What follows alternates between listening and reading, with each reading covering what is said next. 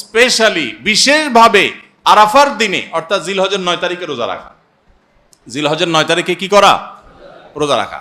প্রথম 9 দিন সাধারণ, আর বিশেষভাবে 9 তারিখের গুরুত্ব আরো বেশি, কারণ নবী করিম সাল্লাল্লাহু আলাইহি সাল্লাম বলেছেন, সিয়াম ইয়াউমি আরাফা আহতাসিবু আলাল্লাহি আন ইউকাফিরা সানাতাল্লাতী ক্বাবলাহা ওয়াল্লাতী বাদাহা।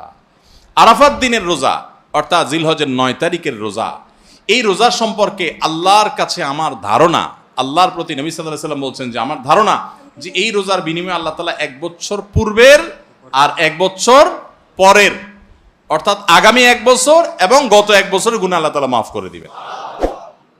আমরা এই পর্যন্ত যত ফজিলতের কথা শুনেছি, পিছনে গুনাহ মাফ করে দিবেন, গত 1 বছর গুনাহ মাফ করে দিবেন, সারাদিনে গুনাহ মাফ করে দেওয়া হবে, এরকম বিভিন্ন হাদিস আমরা শুনেছি।